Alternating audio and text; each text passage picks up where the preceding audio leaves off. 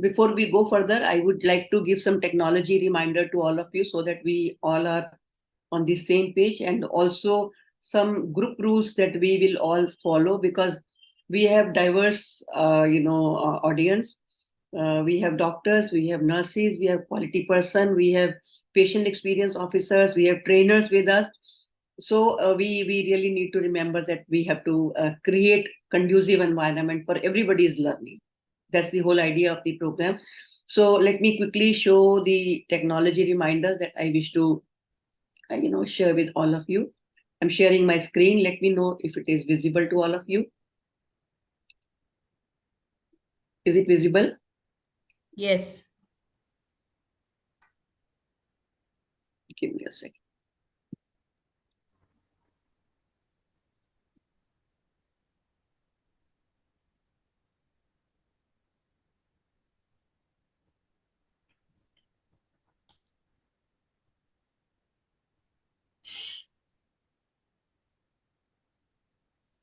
So I think one of the ground rules that we all have to follow is make sure that you sit at a comfortable place where you're not disturbed by anybody and you can have your video on.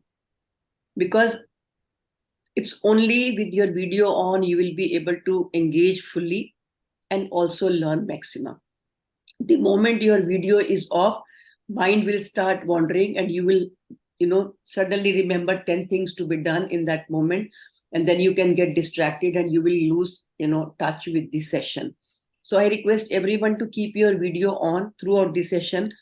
Only if you are changing your place, in case if you're moving and you're going to another place, you can have your video off, or once in a while if it is very very urgent you can do it, you can switch off your video.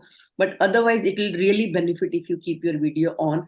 And that's why one of the reason I say please always join using your laptop, because when you use laptop, one, you are able to see everyone and then you feel that you are actually in a real classroom situation. So when you are viewing, everyone keep the gallery view so that you can see everybody, you can interact also. Keep your device on the mute mode always, unless you're speaking. Please feel free to unmute and speak when you have to say something, but otherwise it will be good if we keep the device on the mute mode. And as I said earlier also, please stop the video when you are moving or you are changing place, because then otherwise it causes disturbance to everyone. And therefore, it's better if we have the video off.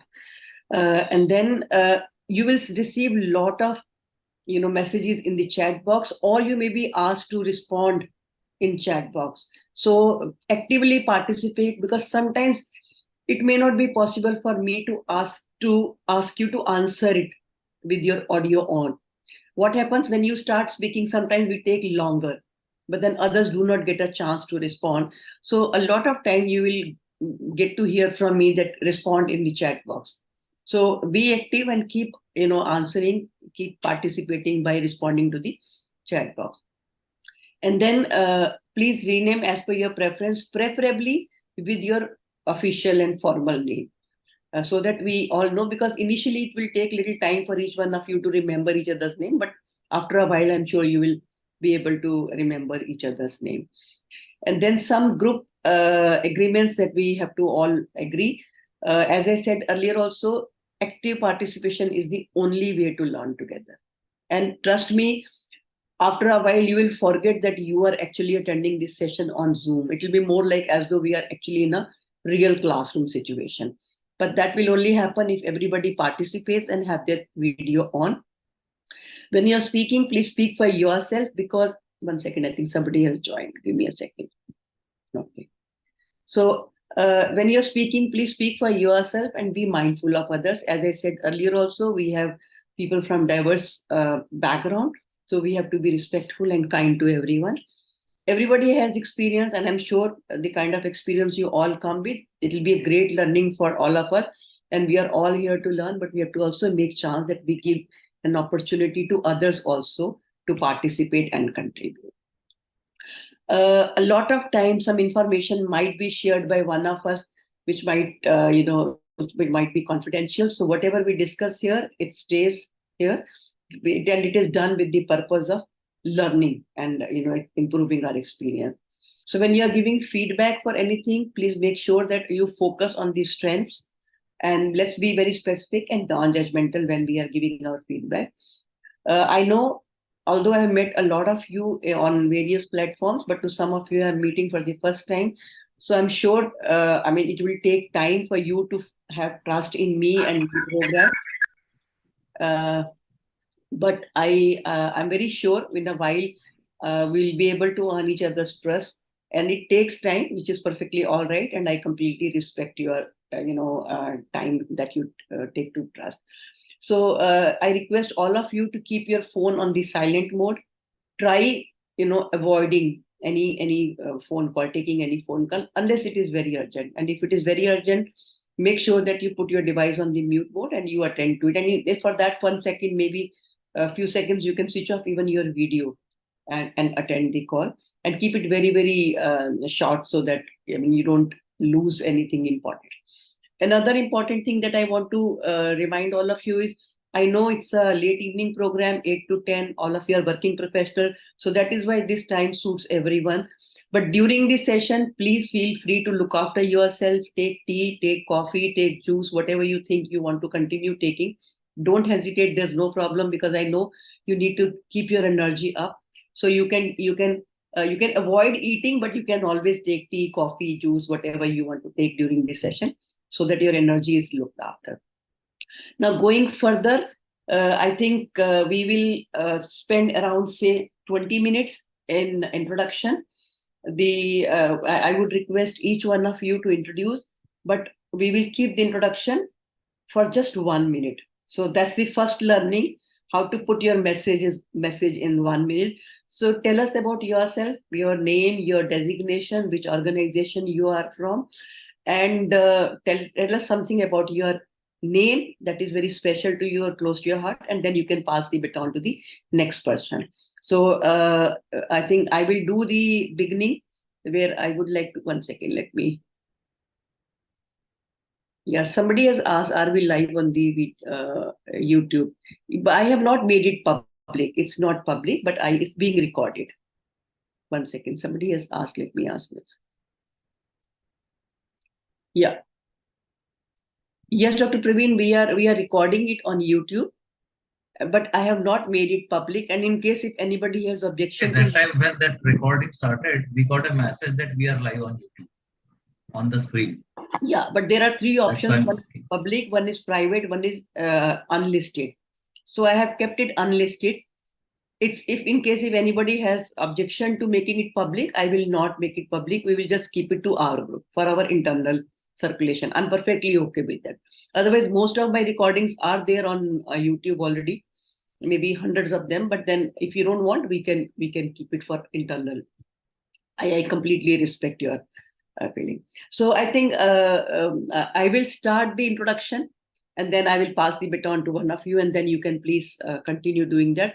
And let's make sure that we finish this introduction part in less than 20 minutes. And then after that, I will tell you a little bit about the format of the program and how this program intends to be delivered. And then we will cover the first topic. So friends, I am Dr. Indu Arneja. I am founder, director, Indian Institute of Healthcare Communication. This organization came in existence, say, around 5-6 years ago. I have been into training for almost 30-35 years, but I never thought of holding any organization because I was happy doing trainings everywhere. But then somebody suggested that there is no organization that caters to healthcare communication. And they insisted that I should create a banner and I should work under that banner.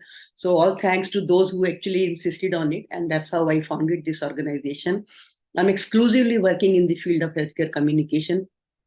May have done more than 2,000 programs in the last 10-12 years, worked with more than 100 organizations, working with a couple of medical colleges. And also I have been doing master trainer program, but COVID brought in this Zoom, and then that gave me an opportunity to connect with anybody across the world. I've had participants from various places. I think Dr. Priyanka is also from Dubai, if I'm not wrong. She's from Dubai and she's joined this program. Am I right, Dr. Priyanka? You're in Dubai right now? Yes, Dr. Yeah. So that's how this program is being run, and thankfully it's the 12th program and 12th batch of the program, and I've received wonderful response and feedback for the program. All thanks to all of you. So that's a little bit about me, and I pass the baton to Seema ji, Miss Seema Wilson. Go ahead, ma'am. Please introduce yourself. Yeah, good evening, ma'am.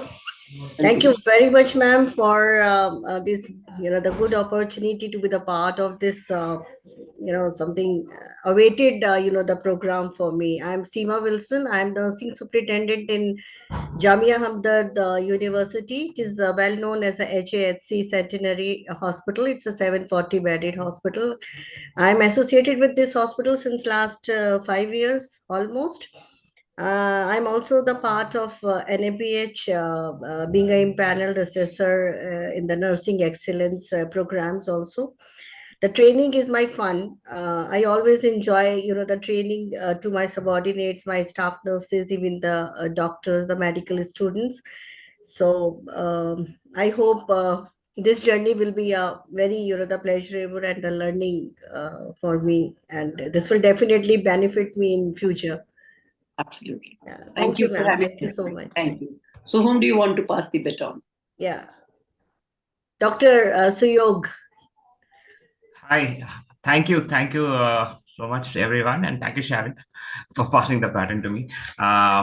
So I'm Dr. Suyog Lokre. I am a medical doctor, and I'm currently working with KPMG working for Pradhan Mantri Jan Arogya Yojana, and I've been working in public health since last 10 years. Predominantly, I have worked in the area of family planning and abortions. I have been conducting trainings in various states, mainly in Uttar Pradesh, Rajasthan, Madhya Pradesh. I have been doing the clinical trainings in family planning for insertion of PPIUCD.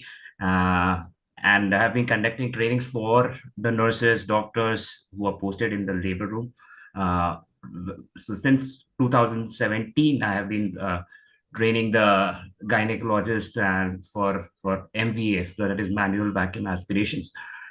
So this, I think that this program would give me a better understanding and understand the deeper nuances of healthcare communication, and I'll utilize and converge all these in the upcoming trainings here. Thank you so much, and really excited to join and learn. Yeah. Thank you, Dr. Suyog. Thank you for joining the program. So whom do you want to pass the baton? Dr. Priyanka Mehta. I think Dr. Priyanka said that she would like to introduce at the last, because I think Archana, then Archana Reddy. That's the one I can see on the screen now. Yeah. Yeah, hi. Hello, everyone. Thank you, Dr. Suyog. So, I am Archana Reddy. I am from Hyderabad. So, I'm an IBCLC, that is International Board Certified Lactation Consultant. So, it's something new to many of you, I guess. So, I am working in the field of lactation from past 8 years. Before that, I was a clinical nutritionist, worked as a clinical nutritionist for around 8 years, but I found my passion in lactation and breastfeeding. So I thought that's a very ignored area in India as of now. So I felt, I love teaching and communicating with people. So that's the reason. And in lactation, there is a huge scope in India, training the mothers, training the families, and training the healthcare workers. So it's healthcare workers. I'm specifying healthcare workers because it's not only the nurse job or a lactation counselor's job, I feel. So it is the doctor's job also. And the saddest part is the doctors don't study much about lactation during their UG, PG, and all also. So I think I want to improve my communication so that I can teach everybody equally. So that is my reason to joining this course. So honestly, Archana, I was very happy to see your designation, because I haven't heard of many lactational consultant in India. I've seen in US, but I have not seen in India. So I was very happy to see that, okay, we have people who are working on this field. Thank you for joining us. Yeah, I am the first one who have taken up and passed IBCLC from Telangana and Andhra Pradesh, actually. Absolutely. Thank you. Thank you for joining the program. So whom do you want to nominate after you to speak? Dr. Nivedita. Okay. Please unmute your device, Nivedita. Yeah, namaste to everyone. I'm not doctor anyway, but I'm Nivedita Majumdar, working as operation manager in Odisha, in Vikas Multicare Hospital. And basically, I'm from diagnostic sector, and now I have joined in hospital sector, and I'm facing many challenges which I want to share with everyone, which I will get experience from you all also, will help me to guide and how to come out from all this thing. And then I've completed my NABL auditorship and this one NCAS. Recently I have completed my NCAS from Delhi, and I trained many of student from DMLT also.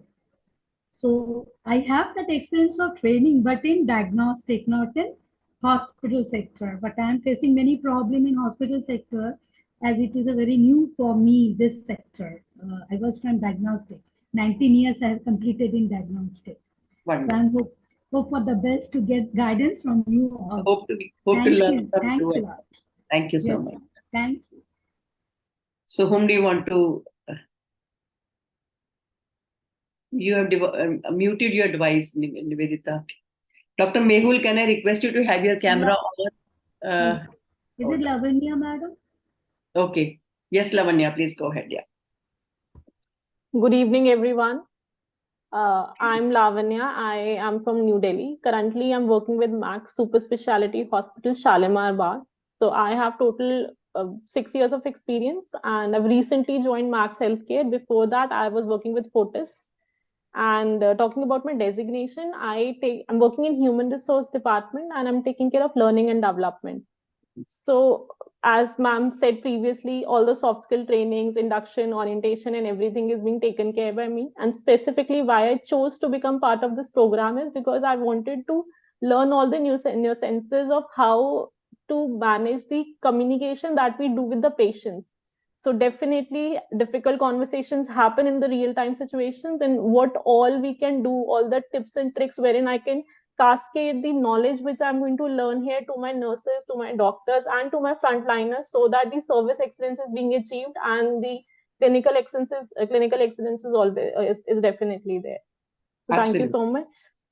Thank you, Lavanya. Thank you. So I think some of us are keeping the camera off. Dr. Mehul, can I request you to have your camera on? And then Dr. There's another doctor here. Let me see his name. I'm forgetting the name. Dr. Mehul, is there some challenge with your camera?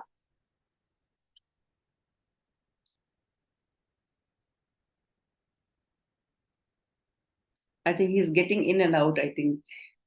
Dr. Mehul, are you able to? Okay. Yes, whom do you nominate, Lavanya, please? So I nominate Miss Bobby for the introduction, madam. Sure. Yes, Bobby, please go ahead. Bobby, please unmute your device. Thank you, Dr. Lavanya, and very good evening to all of you. And thanks to Dr. Indu Arneja for this wonderful program. I'm indeed delighted to be part of this program. I work as a Group Director, Nursing Excellence at Sarvodaya Healthcare based out of Faridabad. I have 27 years plus experience in nursing. I'm a nursing graduate from the Armed Forces Medical College, Pune, and in my 27 years plus, I have worked in various spheres of nursing, including the bedside nursing, teaching as a principal of a nursing school, and then into administration as a chief nursing officer, then director nursing, then regional director, and a group director nursing. And quality is my passion, and I'm also an NABH assessor for various programs, and I'm a faculty for various training programs as well. And about the name part of it, there was a second part of the question in the introduction, which Dr. Indu Arnejas mentioned. My name, I think it's easy to remember for all of you.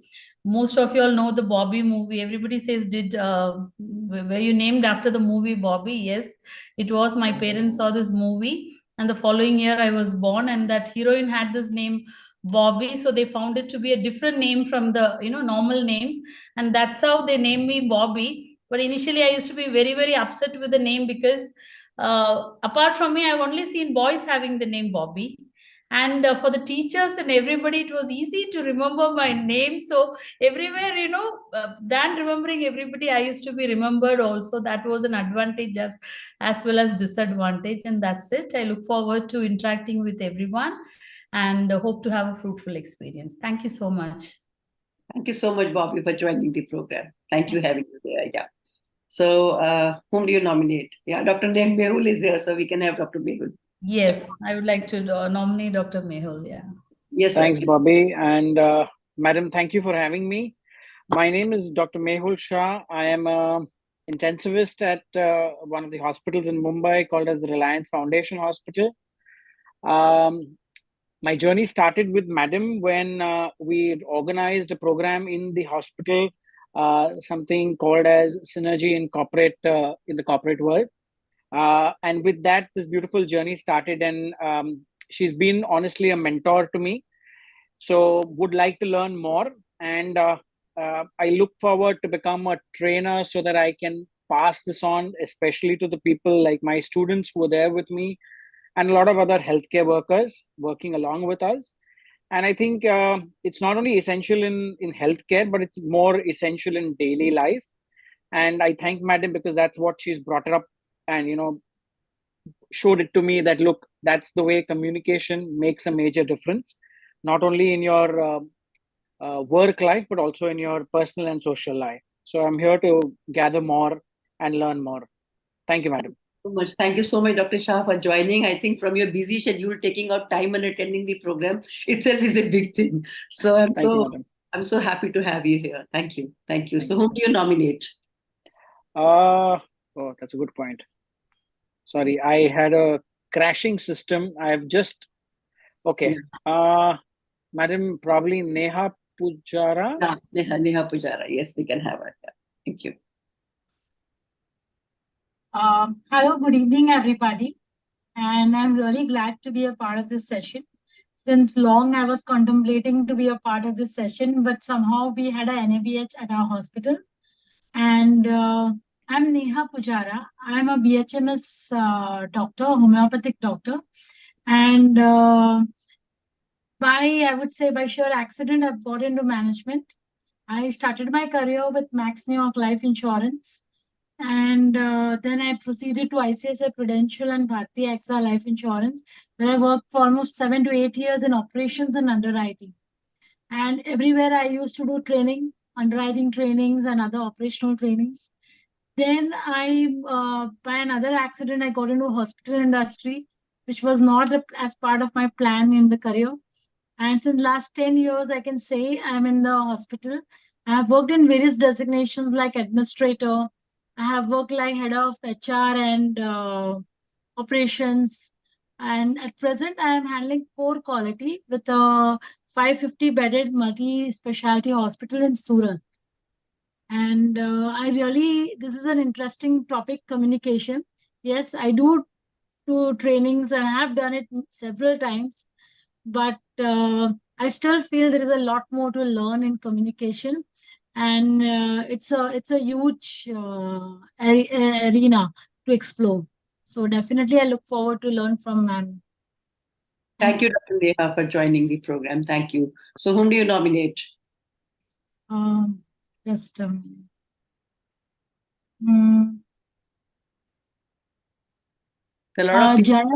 Jayapriya Ramas. Yeah, Dr. Jayapriya, please go ahead. Hi, good evening. I'm Dr. Jayapriya. I live in Chennai. I'm a general and laparoscopic surgeon with about 15 years of experience. Majority of my experience has been in the corporate sector in tertiary referral centers, kind of hospitals.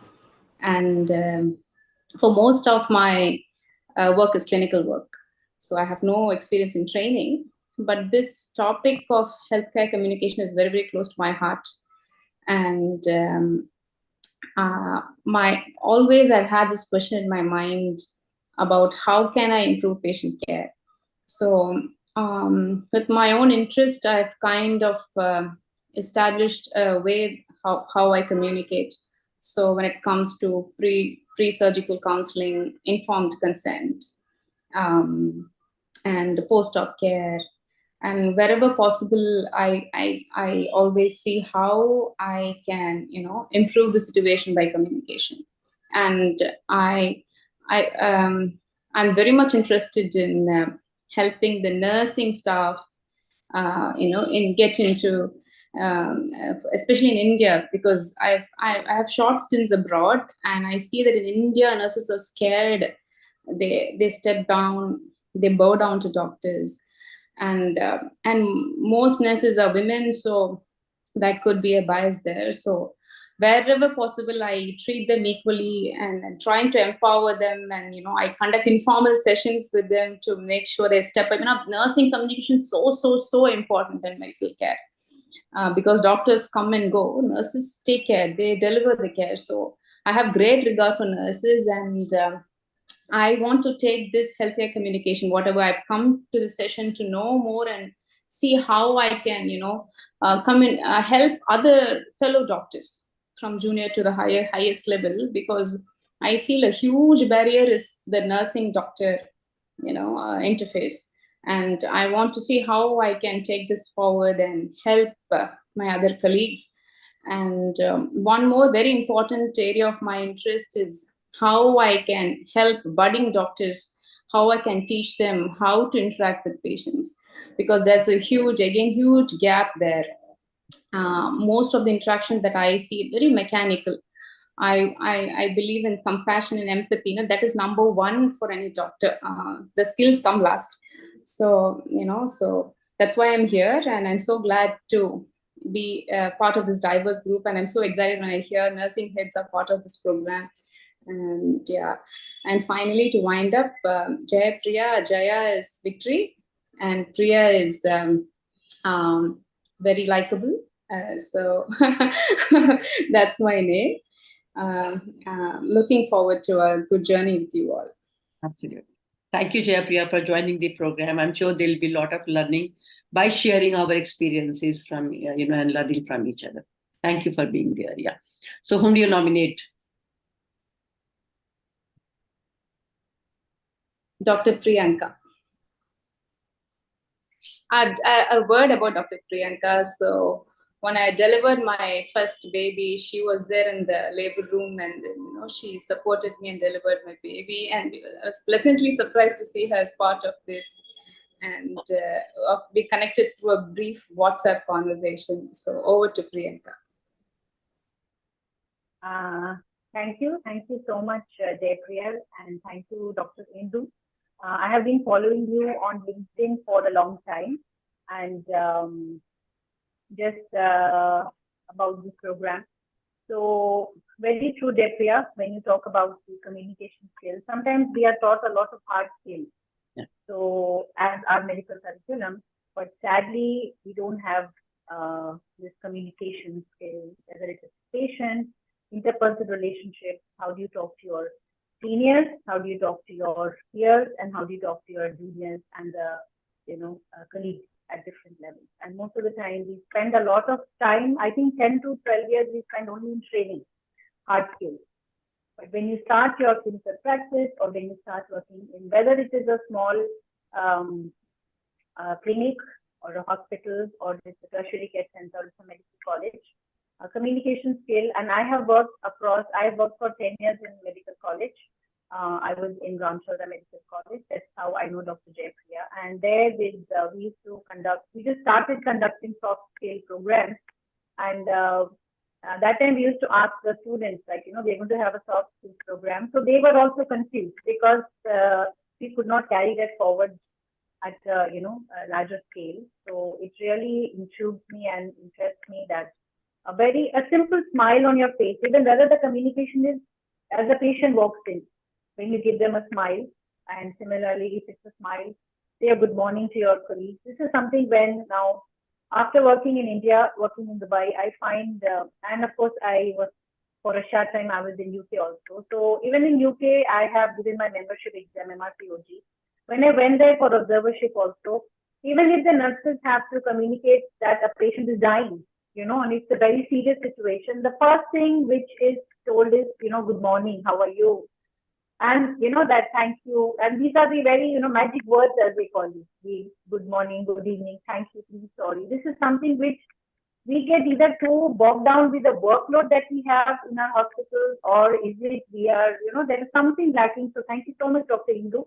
You are really a champion, and I hope that more people get to know about the program, join the program, and it can, go at larger scale. And Priyanka, my dad said my name.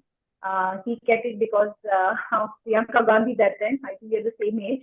So Priyanka means lovable. But now more people know me when I say Priyanka, they say, oh, Priyanka Chopra. So that's how my Priyanka is lovable. So I just try to be as lovable as I can. So thank you so much. Thank you, Dr. Priyanka, for joining from your busy schedule in spite of the kind of schedule you hold. I think that shows your keen interest in this subject. Thank you. Thank you for being there. So whom do you want to nominate?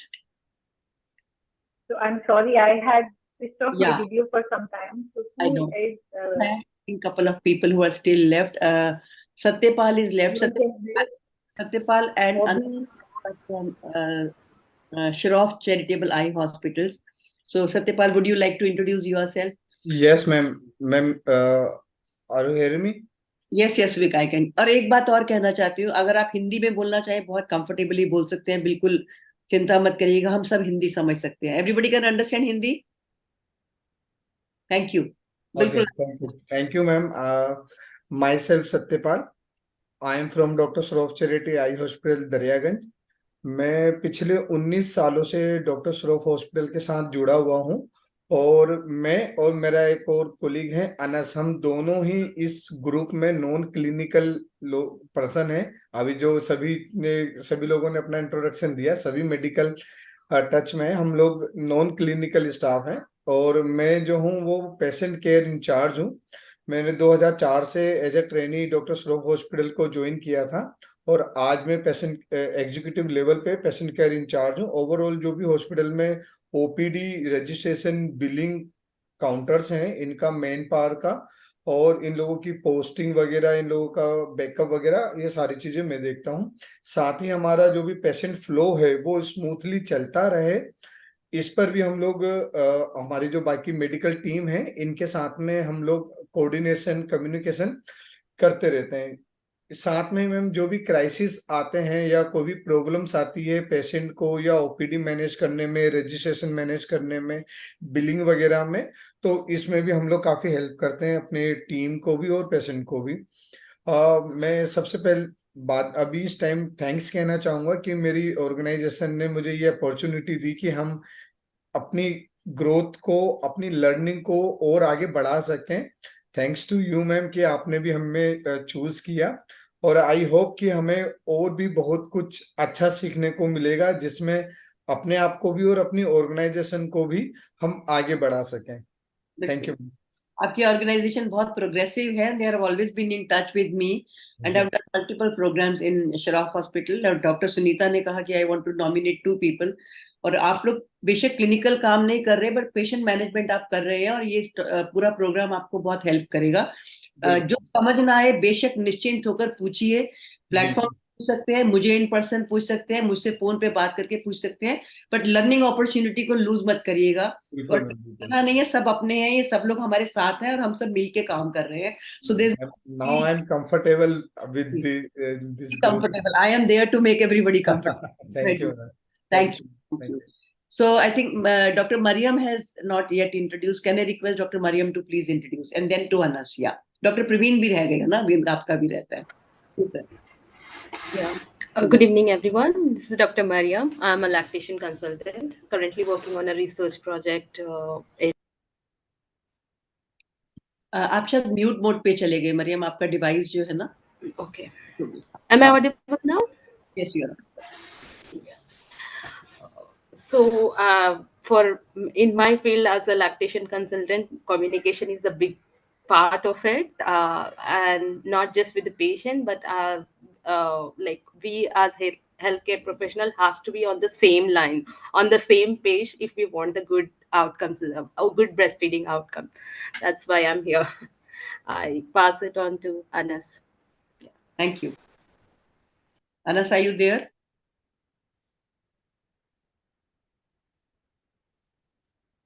I think he's logged out. Let him come back. Meanwhile, Dr. Praveen, I request you to introduce. Good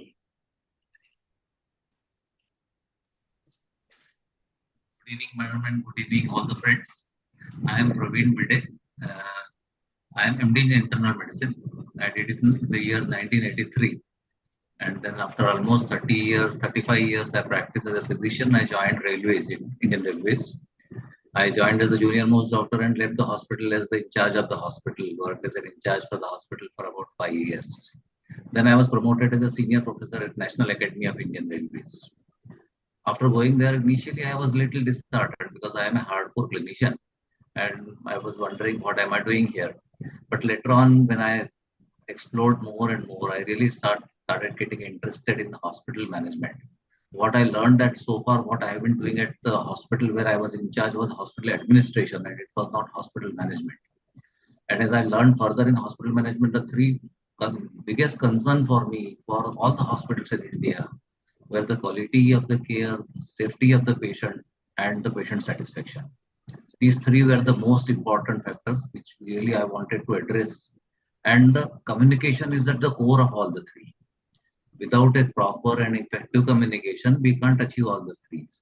And that's why communication is one of the concerns for me. And I used to discuss about the communication with my colleagues and with my juniors and my friends and with my professionals. So that is why I was interested in this particular session, and I'm definitely looking forward to a very interesting session, which I'm going to learn a lot. What I've been knowing a little bit about communication. I already started learning, like this lactational consultant is a news to me. I never knew that there is something lactational consultant exists. Thank you very much. We've got 2 lactational consultants here. I have to talk somewhere on the opportunities for the doctors in the global current scenario. So in that, I think I will add this lactational consultant also. Right. Thank you very much, friends. Right. My name is Praveen. Praveen, although you know, Praveen is someone who is very clever, which I am not. But well, the parents thought that this boy is going to be clever. That's why probably they named me Praveen. I am now retired and I'm back to clinical medicine for last 3-4 years now. I'm consulting again as a physician, and I'm right now sitting in clinic. My clinic runs from 5 to 8.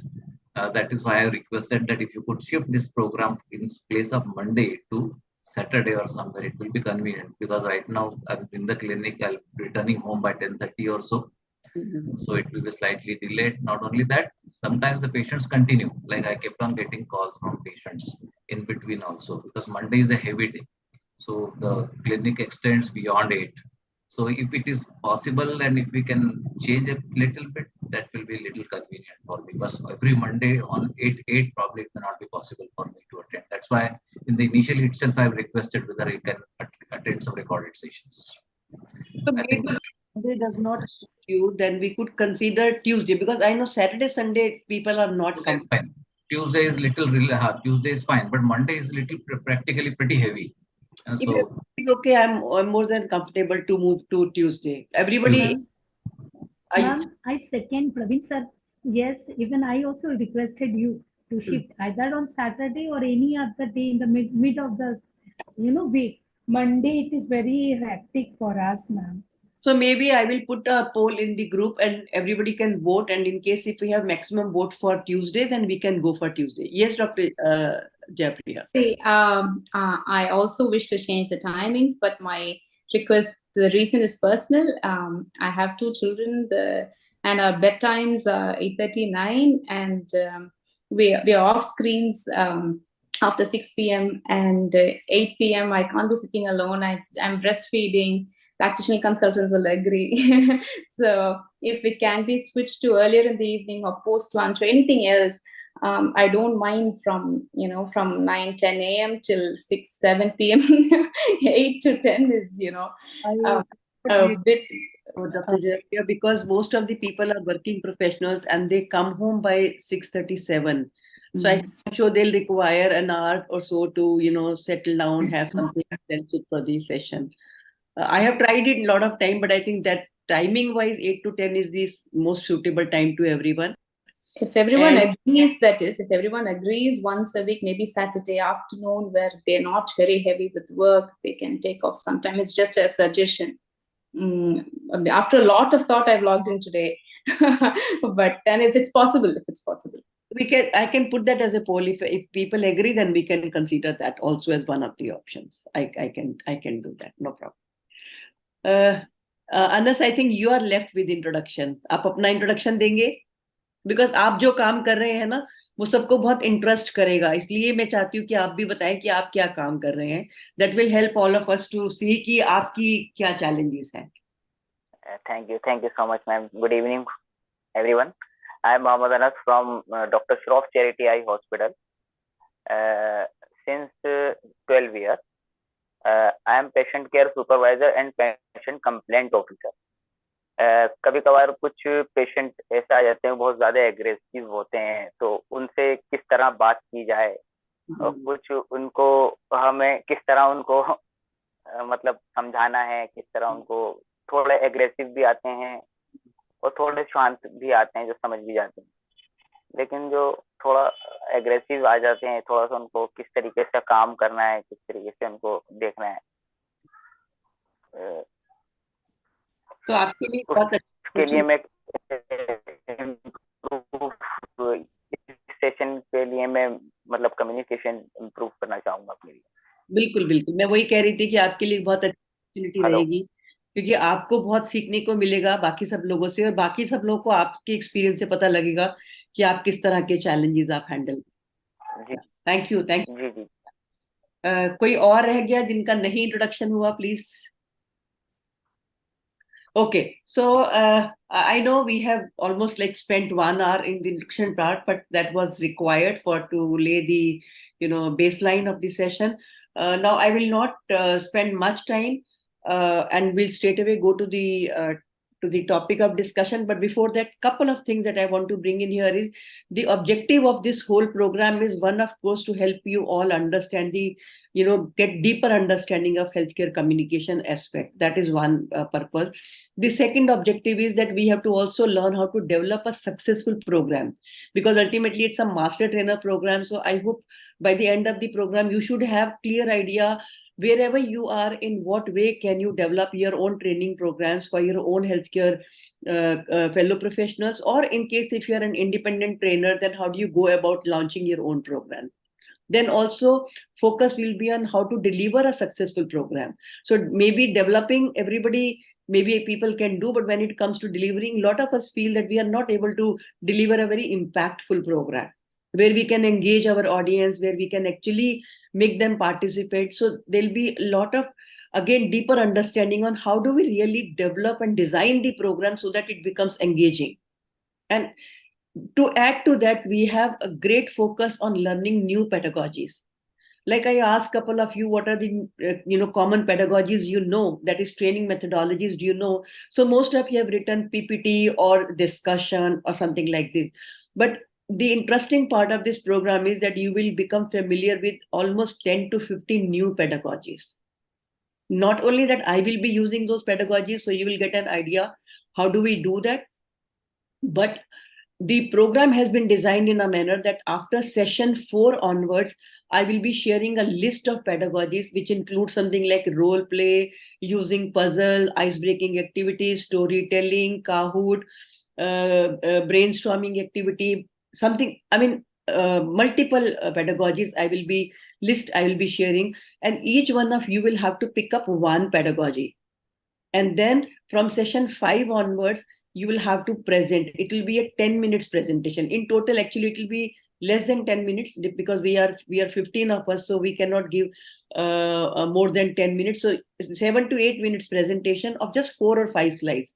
But you will be actually discussing one pedagogy. For example, if somebody picks up storytelling, then you will tell us about what is storytelling, how to use it in program, and what are the advantages, disadvantages, and what are the do's and don'ts of storytelling. So that way, by the end of 10 sessions, each one of us will be familiar with almost 15 new pedagogies. That's one of the requirements to claim your certificate. Please remember, one, you have to make this presentation. Second, you have to attend all the sessions. And when I say attend, it doesn't mean just log in, but you are actually present and you are participating. That's the whole idea. So that's the format of the program, so that it becomes interesting, engaging, new learning. And when you complete the program, you can use different ways to engage your audience, make it interesting and useful. That's the whole idea. Any questions about what we have discussed till now before I go further?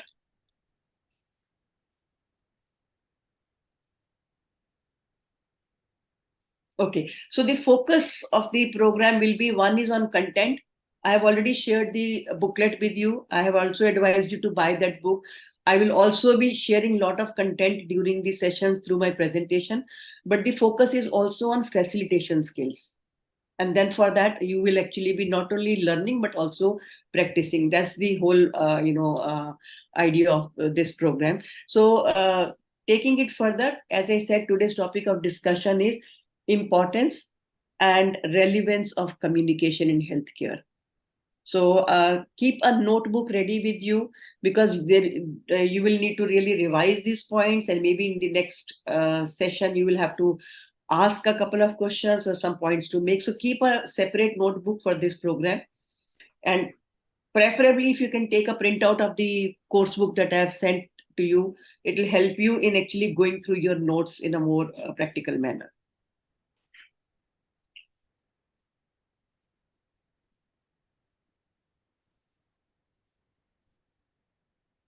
So, as I said, that this is going to be a foundation topic where we'll try to understand what is the importance and relevance of communication.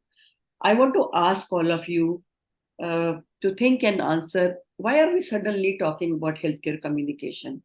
I don't think 15, 20 years ago, anybody ever even talked about learning communication. So briefly, if you can, unmute and speak, but we'll have to be really brief, because we want to cover the topic in the next 45 minutes. So why do you think we are now suddenly talking about healthcare communication? Nivedita, the light coming from your backside. So Okay. yeah, so you'll have to really change your position. Yeah, So I will change. So sit facing the light. Sit facing the light. Yeah. But I am having two lights. Okay, I will switch it off. It has to be switched off, I think, then in that case, because it is Just giving. a minute. Yeah, not just a minute. Yeah. So meanwhile, if somebody would like to. Now it's clear? Yeah, it's much better. Yes, it's much better. Yeah. Ma'am, I want to say one thing. Your question answer I'm giving. Because ma'am, nowadays actually what happened, where everyone is very much curious or going to Google. Okay. So everyone need to go and know each and everything, bits and bits. Okay. So for that, they use that Google. Person, Nivedita, wonderful. So you have covered one point, that is, people have access to information. They have Google, so definitely they are more knowledgeable now. Thank you, Nivedita. Somebody else now. 1.1%. Yes, Bobby, go ahead, please. Nowadays, unmute your device, ma'am. Yeah. Thank you so much, Dr. Indu. It is more, nowadays patients are more like customers, and they are treated like customers. So they have higher expectations from the hospitals, the doctors, and the entire healthcare delivery. And most of the medico-legal issues or violence or aggression which is happening in the hospital is mostly related to the gap in communication, and that's why everybody are giving importance these days. 1.1%. I request everybody to just speak 1 point so that everybody gets a chance to speak. 1 second. I think, Bobby, you're just spot on. When patients are paying, they want value for money. It was not a paid service. Patient never had any problem. Today they are paying, and you are in a corporate hospital, so when patients pay heavily, they want value for their money. So that's why you are right that they have they become more demanding in terms of their expectation. Yes, Satyapal, go ahead. Yeah. And then Archana. Ji yes ma'am, जो भी patient हमारे पास आते हैं उन लोगों को एक अच्छे ट्रीटमेंट के साथ में एक बहुत अच्छी केयर की भी जरूरत होती है। अगर हम पेशेंट से बहुत अच्छे पोलाइटली बात करते हैं, हम पेशेंट को एक भरोसा देते हैं कि आप सही जगह आए हैं और आपको यहाँ पर आके बेनिफिट मिलेगा, तो वो हमें बहुत ब्लेसिंग भी करते हैं। तो इट्स वेरी नीड मैम कि हमें एक गुड कम्युनिकेशन पेशेंट के साथ में जरूर करना चाहिए। सत्यपाल, कितने लोग हैं जो सच में इस चीज को इस तरह से सीखना चाह रहे हैं? I will come back to you. Thank you for pointing out that. Thank you. Yes Archana, go ahead quickly.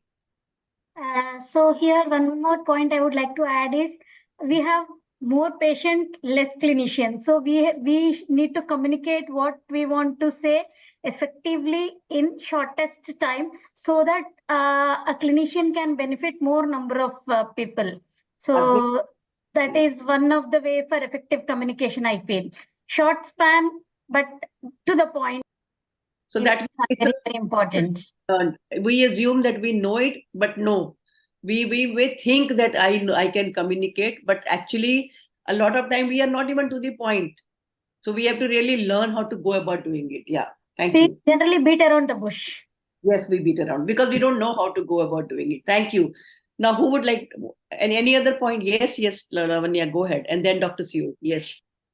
So what I feel is it is for a great patient experience, because even nowadays many of the corporate hospitals have started preparing their KRAs, as in how a unit is performing. So patient experience, patient satisfaction score is equally important in terms of revenue and the other things which are mandatory for an hospital to run.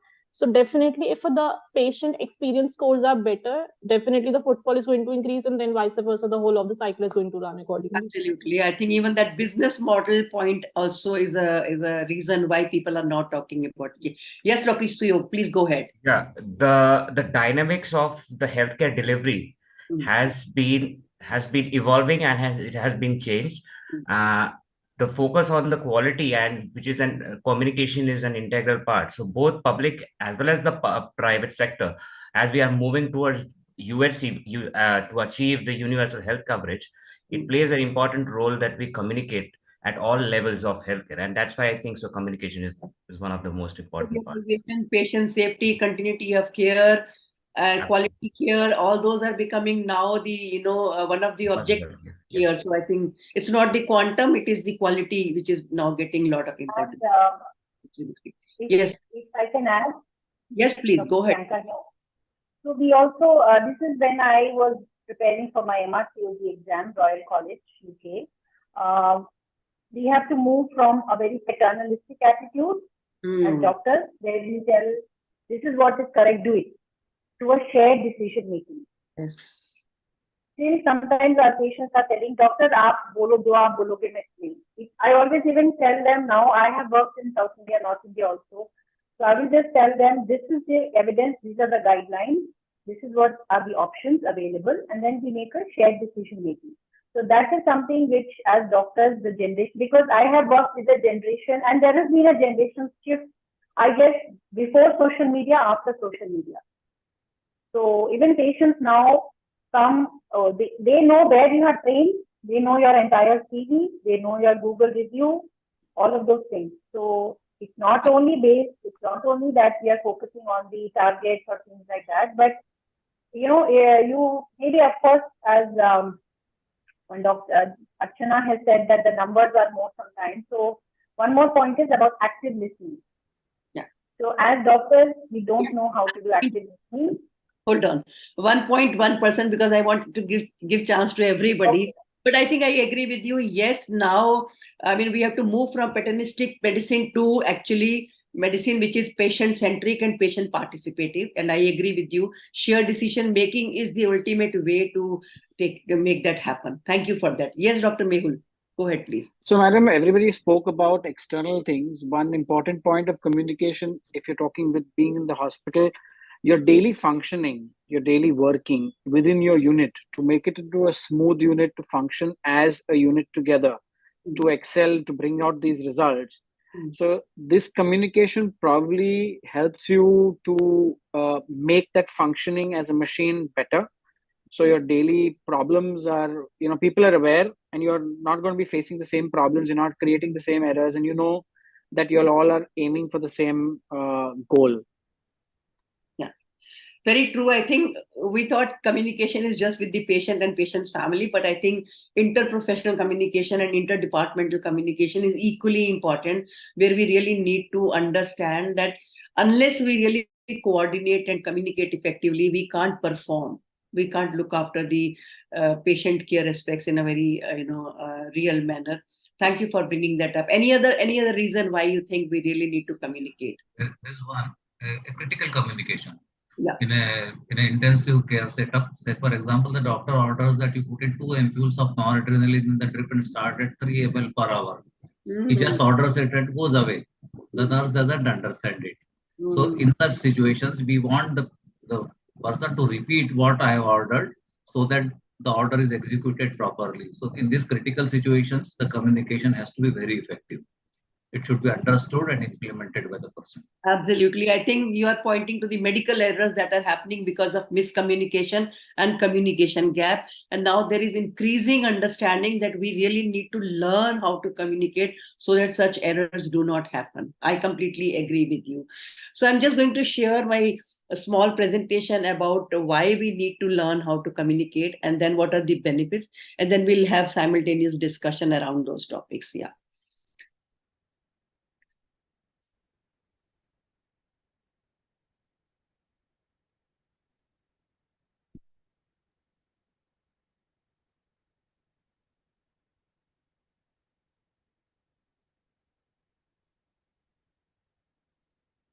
Okay, is my first slide visible to all? Okay, thank you. Thank you for confirming. Yeah. So as I said, things have really changed where patients had a lot of faith in healthcare and they just treated everybody and anybody who was in healthcare as God. Today, that's not the situation. Patients actually have a lot of questions, a lot of doubts, a lot of queries. So practice has become difficult. And these are the changes why I think we are now talking about communication and learn how to deal with those situations. I've just listed on some of them, and I think a lot of them you have already covered. For example, now people are more aware; they have access to information. Difficult information that was always there in the books was with us, but now patients can easily access Google and they can find information. Since they are paying, their demands and expectations have gone up. As a result, our answerability has also increased. This has not only led to increased aggression and stress among patients, but for us also. And in general also, I think we see a lot of stress and aggression among people. Even the conflict between the patient hospitals have gone up. We see a lot of, verbal argument and then physical assault and all sorts of things. I think we are getting to see and hear every now and then. We also know that media is not in our favor. We don't know actually how to create good relationship with media. It's a double-edged sword. So as a result, I think we keep them at a distance. And as a result, they don't get to see the real picture, the kind of work people are doing in healthcare, but they just get to notice whatever is brought to their knowledge. So as a result, they portray a very poor picture or image of the healthcare delivery system in India. Even the problem of litigation is on the rise. Earlier, we never ever heard or saw, but now for the last maybe 2 to 3 decades, we do get to see where patients sue the hospitals or the doctors for any reason, And when we talk about the extent of fights, we all know that now it's not just verbal. The kind of videos that get circulated, on social media among the healthcare professionals, it's actually very, very scary sometimes. So that really brings us to a point where we need to sit and think, is my communication appropriate with patients and their family members? There are a number of areas that we need to work, but I think patient communication is one area that we need to really take seriously, especially because as of now, we didn't have any formal training in it. It was thought that we know and we can do that, but now we get to realize that's not true. We really need to not only learn, but also teach our fellow professionals and other healthcare providers how to communicate. And with training, I think anything can be done. 2019, National Medical Council has introduced ADCOM module. I'm sure many of you may be knowing about this. ADCOM module, which covers attitude, ethics, and communication. So this module has been introduced right from year one, where students are talked about the right attitude, the right understanding of ethics, and also the communication skills that they need to slowly develop through their training, so that they when they are ready to handle the patients, they have the right attitude, they have understanding of ethics, and also the communication skills. Just for your information, with Maulana at Medical College, for the last almost 10 years, I've done around 70 programs. I covered 69th program last week with them. And I'm doing this program for final year students. So before they actually start working with patients, they undergo this 6 hours training where I help them learn what skills you require to handle, patient communication, and how do you go about handling difficult situations. Of course, that's not enough, but probably that at least sensitizing them about the importance and relevance of communication. Now let's see, what do studies suggest? What do studies have to tell us when we say that what is existing? So this is one study by Institute of Medicine. It says that the communication with the patient is often inadequate, and it's not just one study. Number of studies have shown this, that our communication with the patient is inadequate, especially because we lack adequate communication skill training. In spite of the fact that in Western countries, most of the medical schools have elaborate training for their doctors, nurses, and other healthcare professionals for patient communication. In India, I think, as I said, EdCom is the new concept coming up since 2019. I don't think for nursing or for any other non-medical or paramedical branches, we have any subject as patient communication. So as a result, most of the people communicate as per their understanding. This is another study by Tong et al., and it reveals an interesting finding. When they tried to find out with the orthopedic surgeon, 75% of them said that yes, we think we communicate effectively with our patients. But when their patients were asked the same question, only 21% of the patients actually agreed to the idea that yes, the communication they received from their doctor was good enough. So you can well imagine the gap that we have between what we think of ourselves and what our patients think about our communication. This is a recent survey in India. The other studies were not from India. So you must be wondering that maybe Indian situation is very different. So a recent survey was done by ICC, CRMAA, and Teragini 2019. They reported that almost 45% of the patients and their family members felt that they did not have enough clarity on even the diagnosis of the patient. They didn't have clarity on the treatment and the care options. They felt that they were not involved in deciding the treatment, and also they felt it was a very rushed kind of a consultation. They felt unempowered throughout their treatment. So you can, so I think this should give us an idea what is the existing situation. And it is not from any government hospital. It is in general, from both government and private hospitals where the patients were interviewed or their family members were surveyed, and this was the feeling. Almost 1/3 of the patients, actually indicated that they were not even allowed to describe their condition or symptoms in a proper manner. In a lot of situations, they were either asked very closed-ended questions, or they were not given enough time to describe their condition or symptoms. Almost the same number also indicated that the treating doctor did not straightforwardly address their questions and doubts. I think one of the biggest reasons is that we are not used to the idea of being asked anything. We are in habit of telling and instructing, but when it comes to actually answering their questions or addressing their questions, most of the times we are not very comfortable receiving a lot of questions. And as a result, patients feel that their concerns were not adequately addressed by the treating doctor. So I think these couple of studies give us a fair idea about what is the scenario, what is the situation.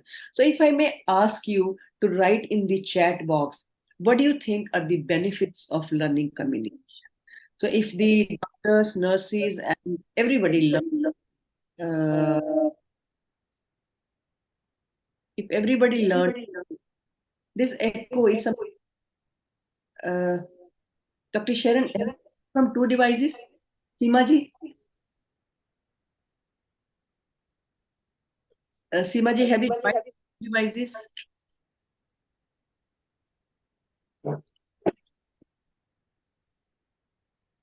Okay, so please write in the chat box, what do you think will be the benefit if we learned how to communicate?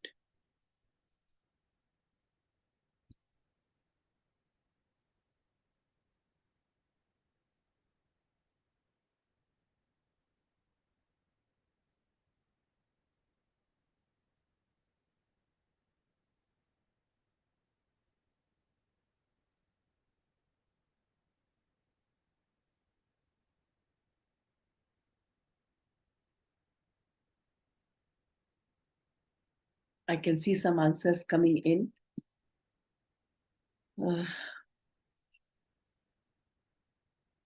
Okay, it would augment patient satisfaction, absolutely. Improved patient-doctor relationship.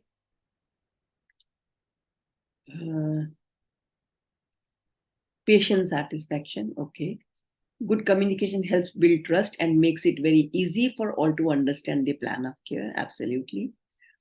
Archana has written better patient satisfaction and clinical outcome, which in turn leads to better practice. Patient safety, agree. A lot of conflicts can be prevented, absolutely. Seemaji, you're writing directly to me. It is better if you write to everyone so that everybody can read your comments. Yeah. And then more patient satisfaction, better patient experience, engagement in their own care, less aggressive situations, less litigation, and more trust. Absolutely. Then it improves treatment pattern. Yes, I agree. It will help improve IPR and inter-team collaboration. Yes, I agree with you. Patient satisfaction. Anas, you are also messaging me directly. अगर आप सबके लिए डालेंगे ना, everyone करके डालेंगे तो सबको जाएगा message. It's better if you change the setting. Then it builds trust and patient safety. Yes. Healthcare utopia. Okay.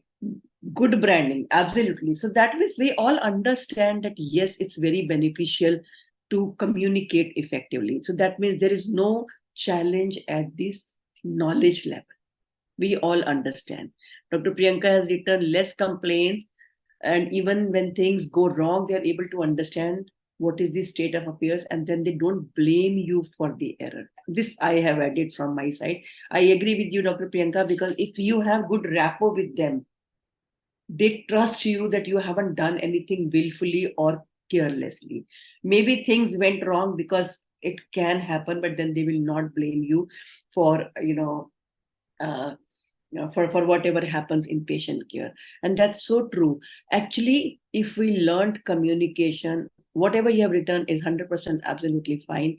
You would actually be able to reduce the medical errors if you learned communication. Like Dr. Praveen started when he said that we do a lot of errors in patient care, medication error, treatment care, patient care error. Those errors happen because of communication failure, because of communication gap. I don't know how many of you have read this study by Joint Commission. It says that communication, medical errors are the third commonest cause of deaths in US. We haven't done any study in our country. I don't know if we did, where we stand, but you can tell me better what could be the state of affairs. You will not believe healthcare industry is considered more dangerous than aviation industry and nuclear industry. It is safer to work in nuclear industry than to actually get admitted in a hospital.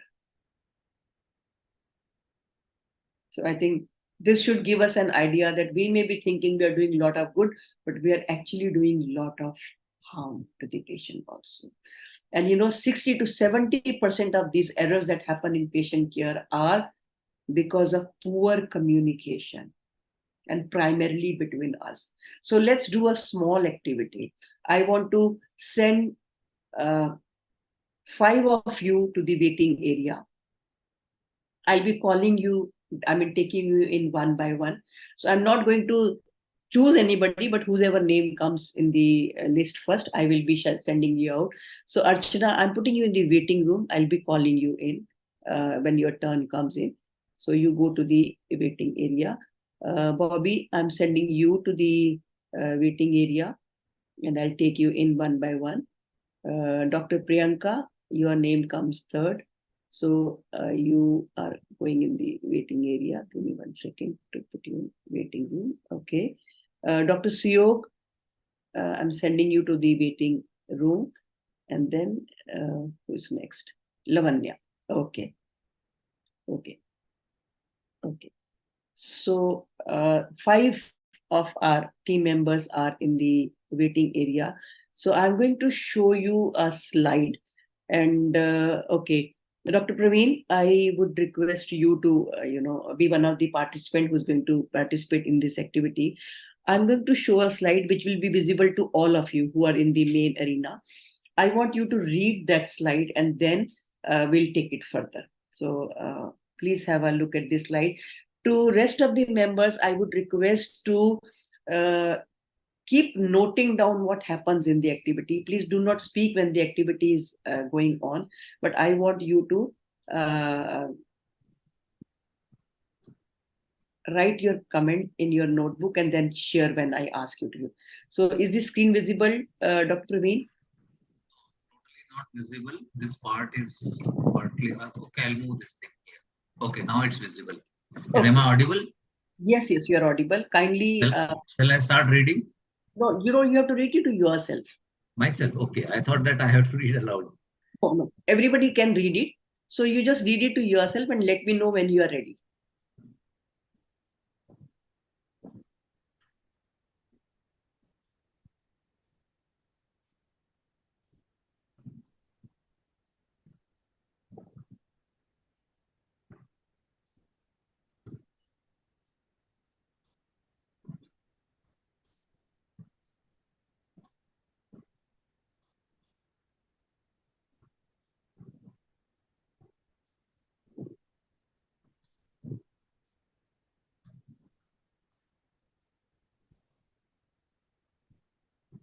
So are you ready? Yeah. Okay. So I'm going to get Dr. Priyanka. I'm admitting her. So whatever you have understood, you have to explain to her in your words. So let me explain to her first, and then you, Dr. Priyanka. Dr. Praveen has a set of information he's going to share with you. Please listen to him carefully. Dr. Praveen, please go ahead and explain whatever you have read. Patient admitted in 21 in ICU who was operated for a tumor at the junction of the third and the fourth rib by Dr. Shetty. Dr. Shetty has gone home. Now he complains of numbness below the nipple, and Dr. Shetty telephonically has asked for a neurological reference. So, sir, I will, because the voice is not very clear, I will just repeat. There is a patient operated by Dr. Shetty, bed number 21, and there is a numbness below the level of the nipple, and we want a neurological reference for the same. The voice was little not very clear. Voice was not clear. He was operated for a tumor at the junction of the third and the fourth rib. Yeah, by Dr. for a Shetty. tumor at the junction of the fourth rib, and now we want a neurological reference for the numbness. Yes, and Dr. Shetty has gone home, and he when he was informed, he asked for a neurological reference. Yes, so I will arrange for a neurological reference for bed number 21 operated by Dr. Shetty for the numbness below the nipple. Yeah.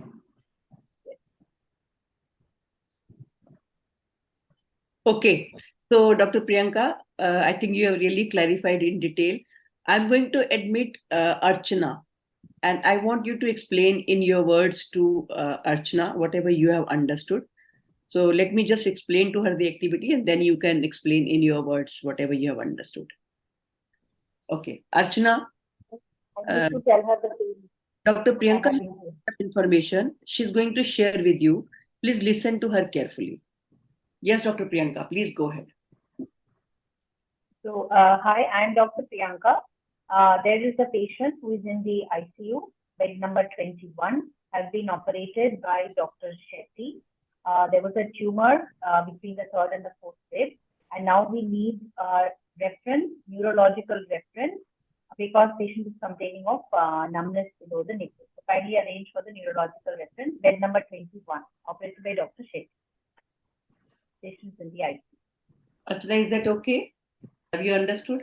Do you want more clarification? I can repeat. I'm not able to hear you. You have to unmute. I couldn't hear it properly regarding the bed number and Number 21. before neurology numbness in the. I will repeat it again. There is a patient in ICU, bed number 21, and was operated for a tumor between the third and the fourth rib, bed number 21 by Dr. Shetty. Now the patient is complaining of numbness below the nipple. So we would like that you arrange for a neurological reference. Neurology. Yes. Yes. Is that okay, Archana? Yes. Clear? Okay. So I'm going to admit Lavanya. Please explain whatever you have understood. So let me explain to Lavanya what is the activity. Lavanya, Archana has a set of information she's going to share with you. Please listen to her carefully. Archana, please go ahead. There is a patient admitted in OT1, operated on bed number 21. Patient has been operated by Dr. Shetty. Patient is complaining of pain around the nipple. So that patient needs a neurological assessment. Lavanya, is that okay? And one more thing, I think the patient is operated between the ribs. Is it okay, or shall I repeat it? Please repeat it. Repeat once again for me. Yeah. So there is one patient who is admitted in ICU 1, bed number 21. Patient has been operated between the ribs. Now the patient is operated by Dr. Shetty, and the patient is now complaining of pain around the nipple, and that patient needs a neurological assessment or consultation. Understood. Okay, Lavanya, is that okay? Yes, ma'am. So I'm going to admit Dr. Siyog. You explain in your words to Dr. Siyog the same thing. Okay. Let me first explain to him the activity, and then you can. Dr. Siyog.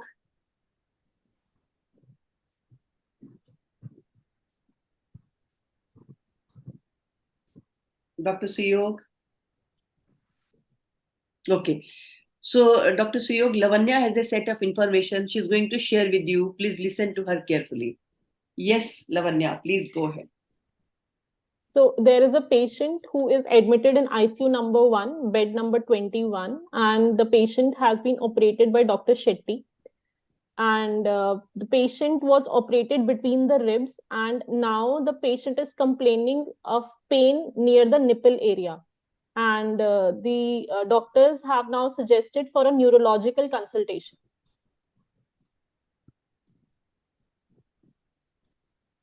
Sir, was I audible? Yes, you are audible. So, Dr. Siyog, is that okay, or you want some more information? Yeah, if she can, I have written it down, but if she can repeat that again, that would be great. Okay. So there is this patient admitted in ICU number 1 on bed number 21. And the patient has been operated by Dr. Shetty. The operation was between the ribs area, and now the patient is complaining of pain near the nipple area. And the doctors have consulted the neurological consultation for this patient. Okay, done. Is that okay, Dr. Siyog? Yeah, fine. Yeah. So I'm admitting Bobby. You have to explain whatever you have understood to Miss Bobby. All right. Yeah. Let her come in.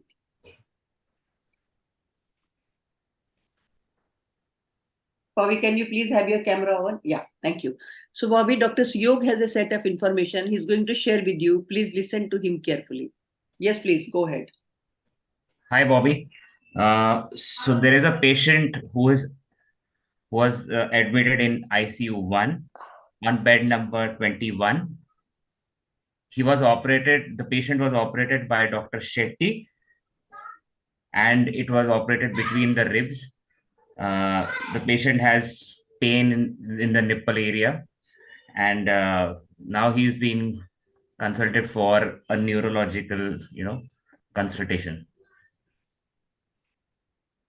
Bobby, am I audible? Bobby, Please, are you?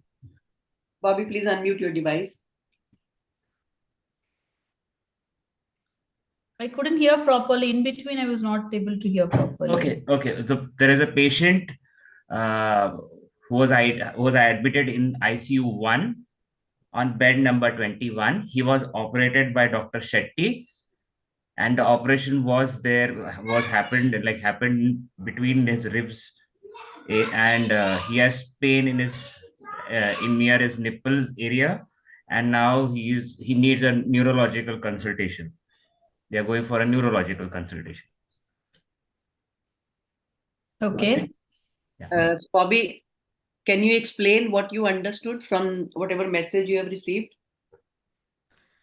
Okay, there was a patient in ICU 1 who in bed number 21 who was operated by Dr. Shetty, who had a surgery in between the ribs and having pain in his nipple, but he was referred to neurologist for consultation. This is what he told.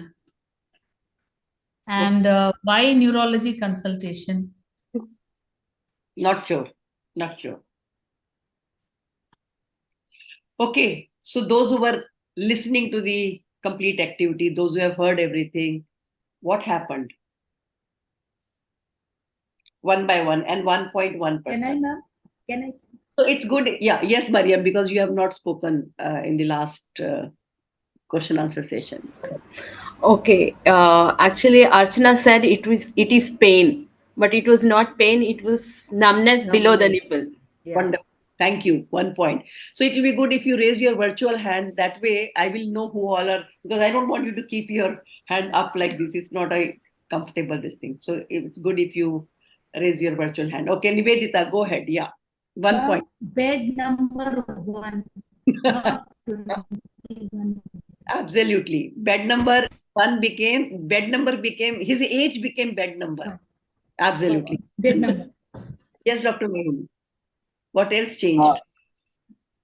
I think essentially the information which went on probably got completely changed across the whole communication chain, and essential information got lost. The name of the patient. We started talking about a patient. We remembered the name of the doctor, but we didn't remember the name of the patient. Most importantly, we need to remember the patient by the name, because it helps to develop the rapport with the patient. So you're able to communicate it sometimes, but if it's a privacy issue, then it's another thing. So name of the patient, the location was also changed. So the facts got changed, and that led to a different level of acuity to the problem. Absolutely. You know, this case that I shared with you is a real life case. I think the most important part that got lost in the passage of communication was it was an urgent requirement.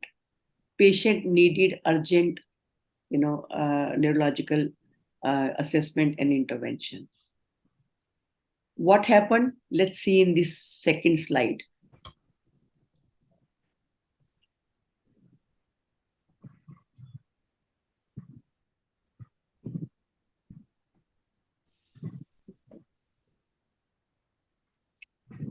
The seriousness of the situation got lost.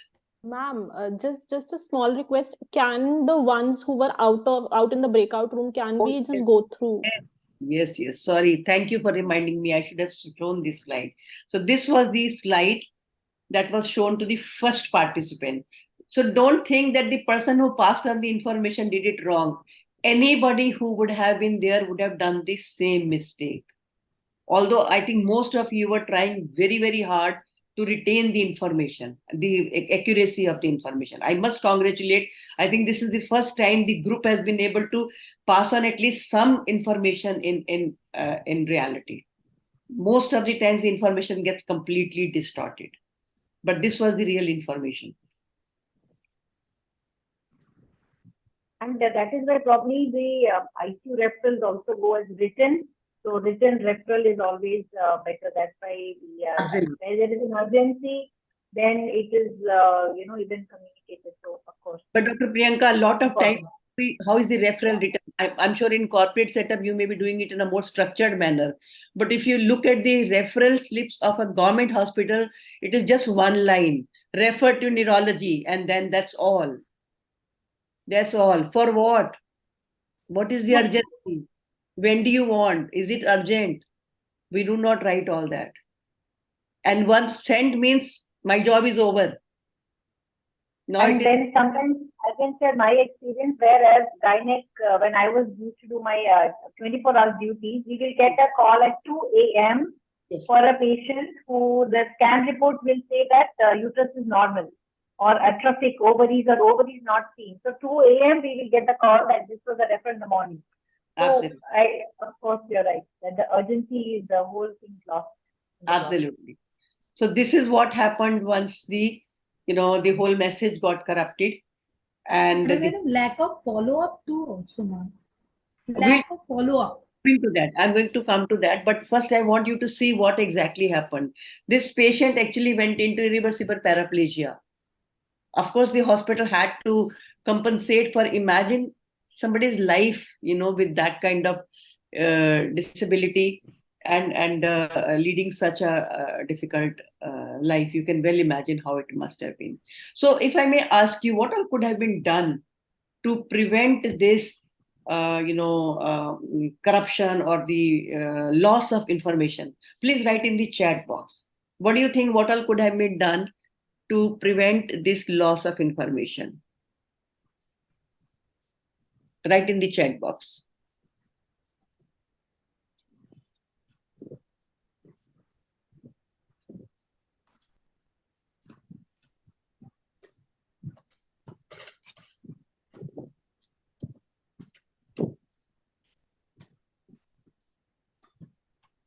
Seemaji, again, your message is coming directly to me. It is better if you change the setting so that everybody can read your comments. Yeah.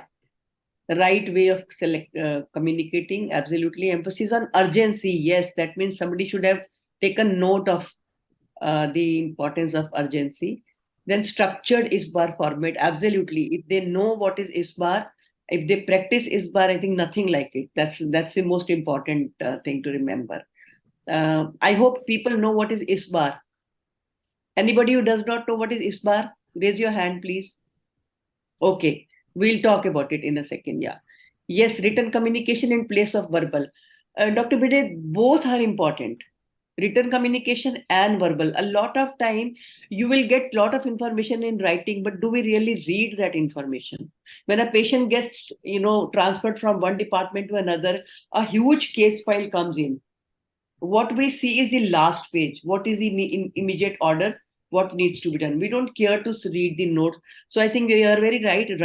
Written communication is very important, but verbally it has to be re-emphasized. I agree with you.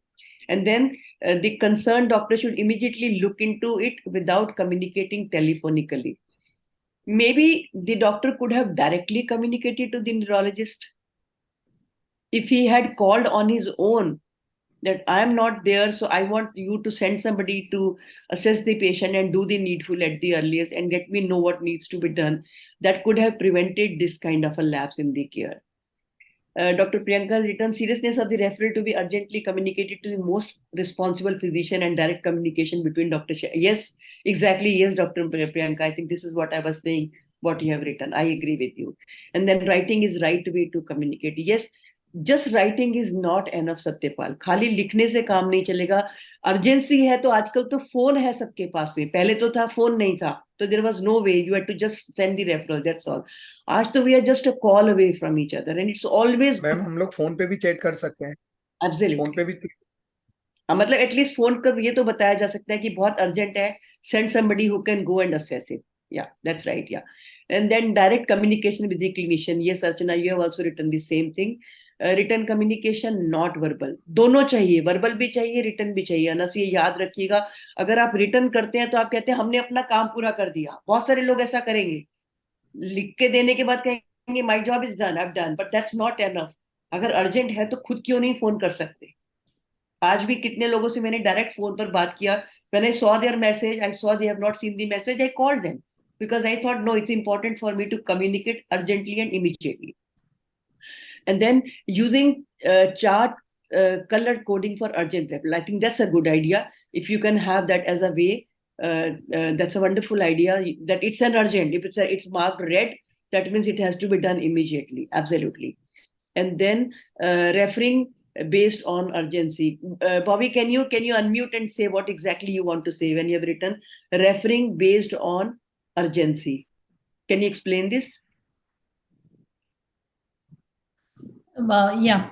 That is, as you rightly said, in government, it is just referred, they just write. Whereas if it is urgent, immediate, or it is a routine, so in the referral, they need to mention whether it is an urgent thing, which has immediately the doctor has to see, or whether the doctor has to see the patient urgently, or if the doctor can wait to see the patient routinely within 24 hours. If it is precisely mentioned, then accordingly, absolutely, I think the patient could have been seen.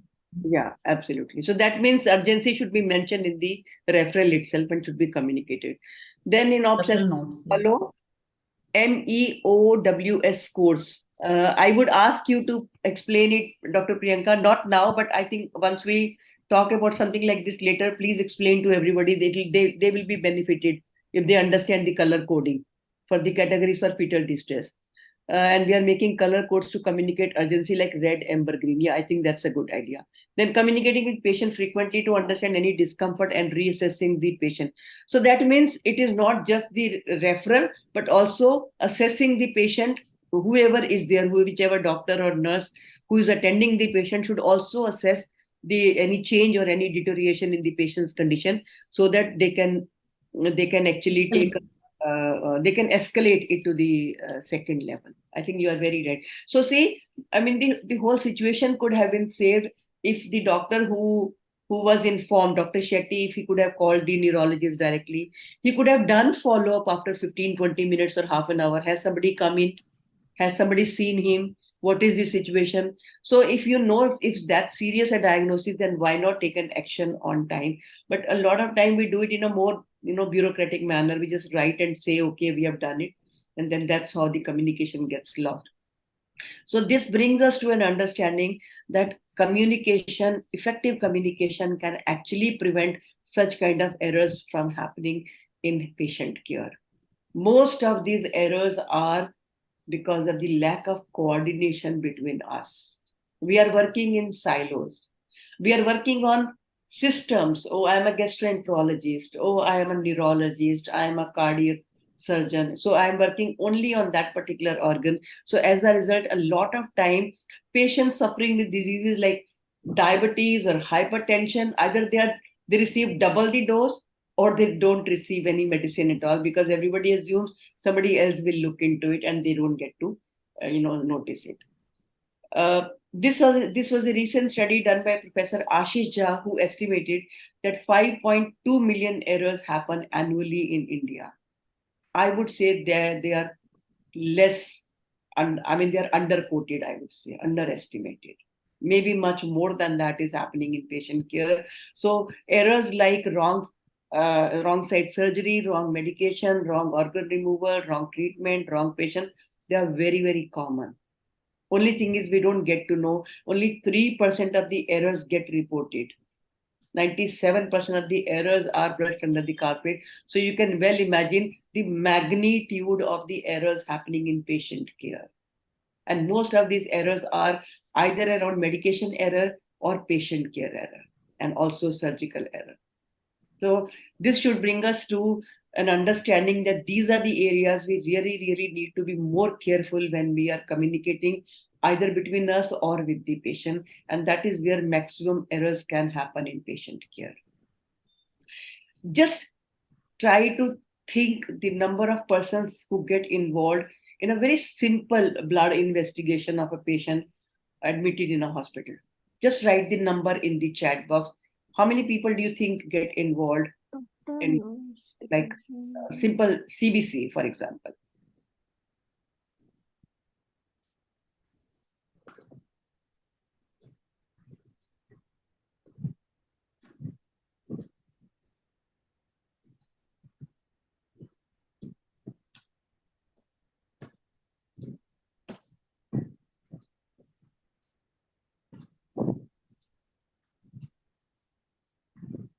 कितने लोग involve होंगे? Can you write in the chat box? Exactly.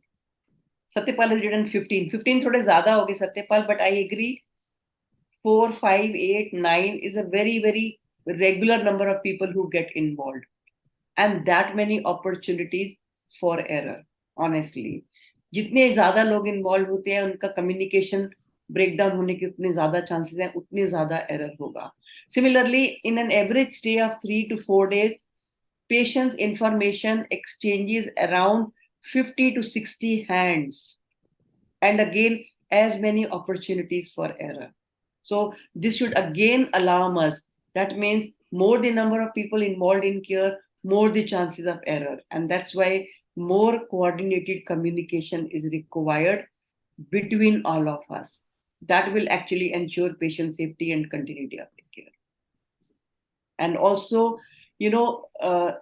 communications like end of life, breaking bad news, disclosure of medical error, these are all very intense and sensitive communications. If we don't learn, we don't do it very well. Studies suggest almost 70 to 80% of the patients and families reported this experience to be suboptimal. They were not happy with the way they were delivered the news.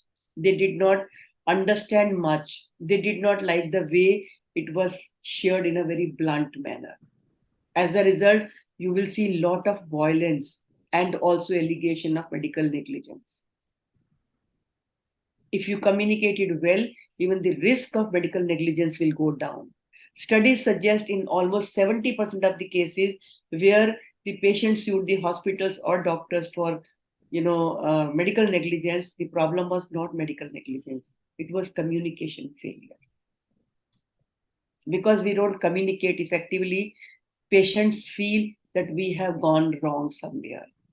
If we learn how to communicate these conflicts with patients or their family members and even among the staff members would go down. These are all our benefits. And then of course, the risk of violence also will go down. You would enjoy professional satisfaction. These are all benefits for all of us if we learn how to communicate effectively with patients, with their family members, and between us. Now, if I may ask you, what do you think will be the benefit to the patient if we learned how to communicate effectively? Write in the chat box. Write in the chat box, what do you think will be the benefit to the patients if we learned how to communicate effectively?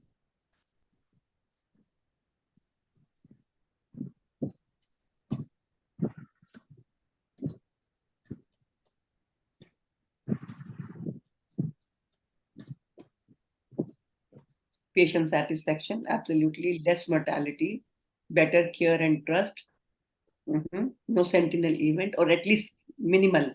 Yes, errors will be prevented, better understanding of their problem, improved outcome and improved satisfaction. Trust factor, yes, I absolutely agree.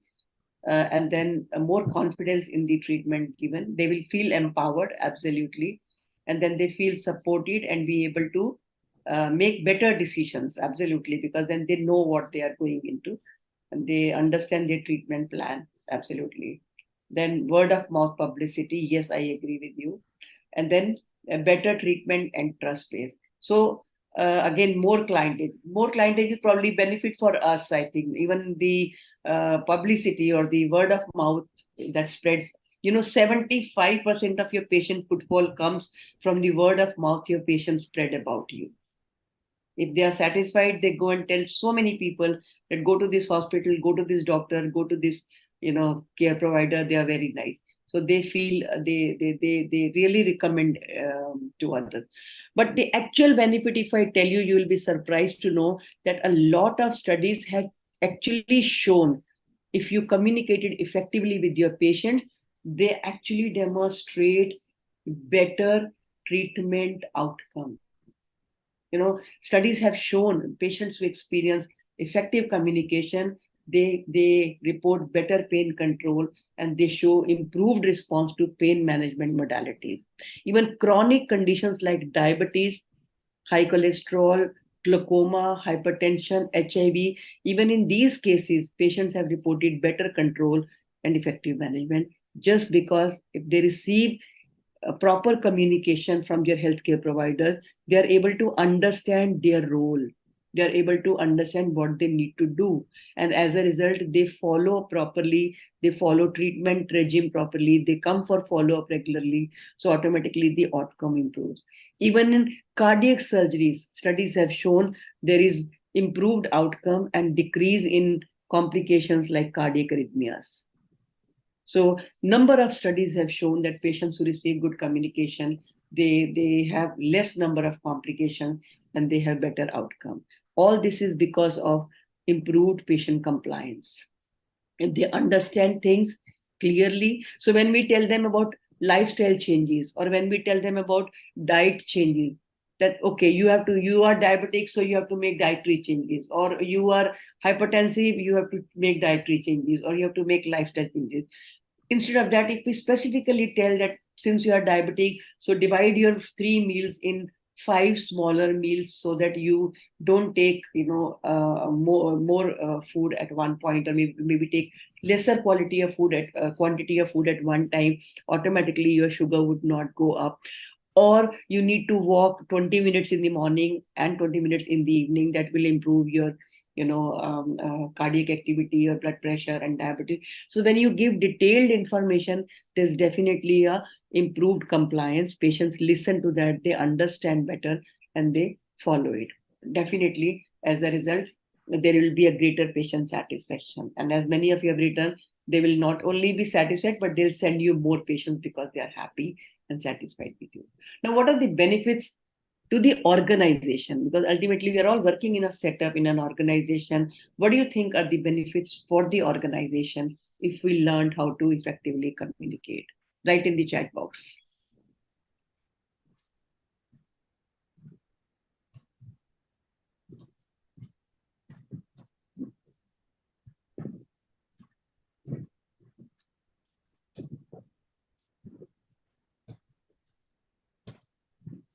Increased footfall, yes. I think that's everybody's desire. It brings more publicity, less errors, less litigation, more business, win-win for all. Absolutely. More chances of error, more chances of error. Archana, more or reduced chances of errors. Archana? Okay, no problem. Better reputation, accreditation, yes. Good reviews and rating. Yes, I think that's very important. People now see your Google reviews before they come to you. How many of you saw my Google reviews when you enrolled for the program? If I may ask you. No, I don't think I have any reviews on Google, but on LinkedIn, people do post their media coverage. Yes, benefit to organization and public. Absolutely, I think you're spot on. Organizations have a culture. When there is a more coordination, better communication, interdepartmental, communication is fair, honest, transparent. Automatically, the environment becomes more, conducive to working together. There are places you don't want to go, and there are places you really love being there. So, if you communicate effectively, I think it affects the work culture of the organization. Definitely, you will see there will be good work environment. Of course, safety and quality would be looked after, not just for the patients, but for all of us. Even we get benefited from that. And also we enjoy greater job satisfaction. Employees are happy with their employer and with the organization. Even patients would give you high scores when you ask them to read them for their satisfaction with you.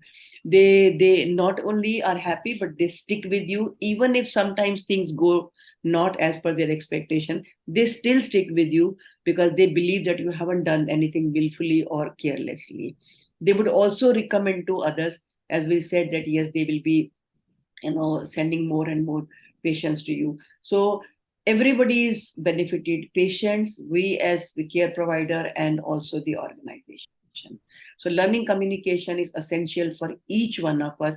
Everybody systematically, formally learn how to communicate.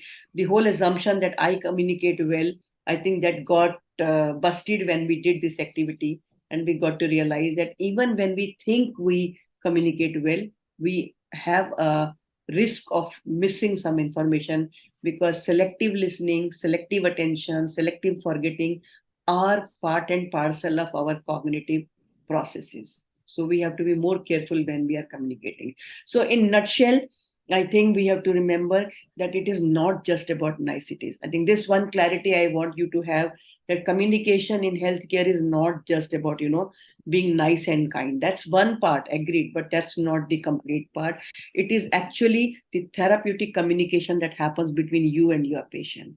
When you explain them about their treatment, when you involve them in decision making, when you tell them about the possible outcome or the complications or the risk, all that is part and parcel of your communication with your patient.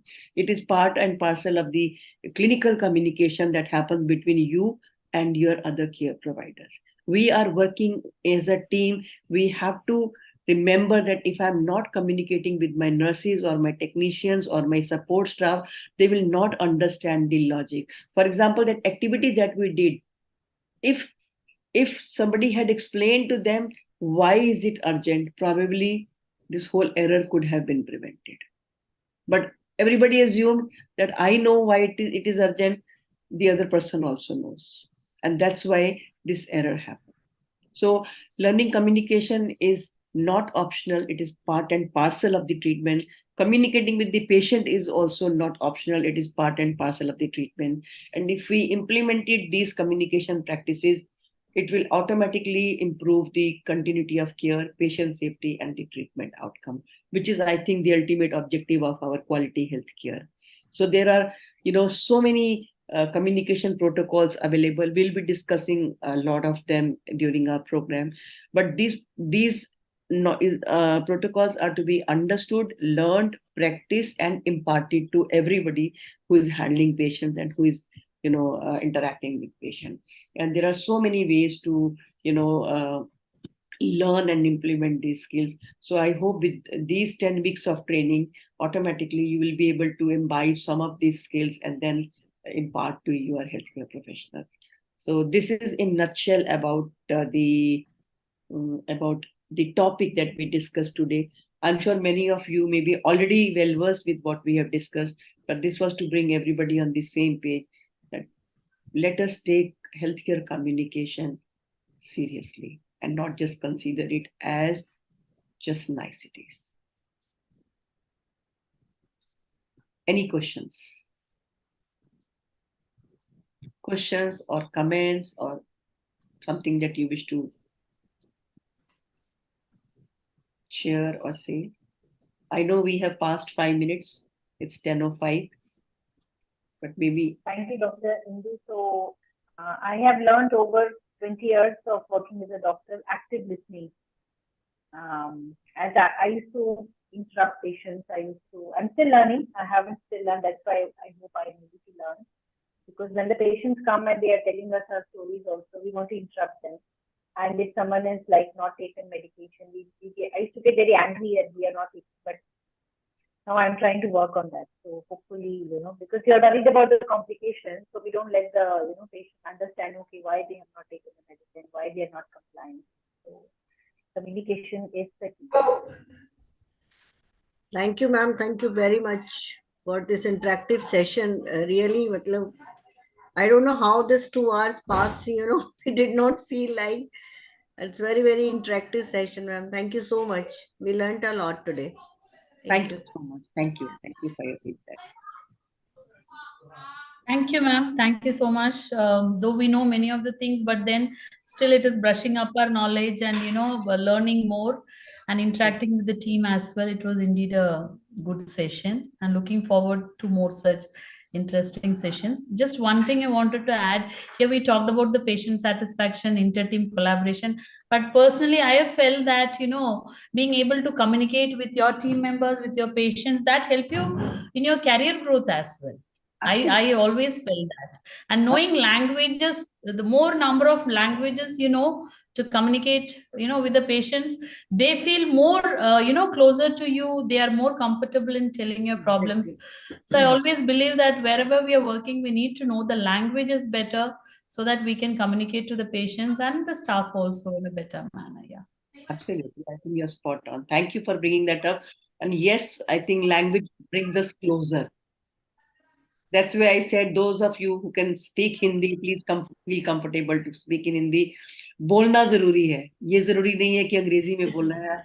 बोलना जरूरी है. So you must speak and share your thoughts. Thank you for your feedback. I'm going to share a feedback form in the group. I will not hold you because it's already 10:05. I will share the feedback. Very simple feedback I have kept. Form is very, very simple. So you can give your comments or any suggestion that you want to give so that we can incorporate in the future sessions. That's the whole idea. This program is going to be evolved by you as per your requirement. That's the whole idea. So by tomorrow, maybe before lunch, complete that feedback form, because when you remember whatever you learned fresh, it will be easy for you to pen down your thoughts. And then let's meet next Monday or Tuesday. I think I'll post in the group and see if everybody is comfortable on Tuesday. I'm not very sure how many of you are comfortable for Saturday afternoon. Are you? No. It's working for us. I know. Madam, Saturday night you can, but I think afternoon Saturdays are very- more comfortable, ma'am, because but 8 to 10. Time will be 8 to 10, ma'am. Saturday is working working day, as Dr. Praveen was mentioning, but any other day, less busy day, Wednesday or Thursday or Tuesday, any other day is fine, but Saturday will be very difficult. Because I have seen this in the last couple of session, like Dr. Siru is also not on the weekends, because everybody thinks that they want to give some time to the family on the weekend.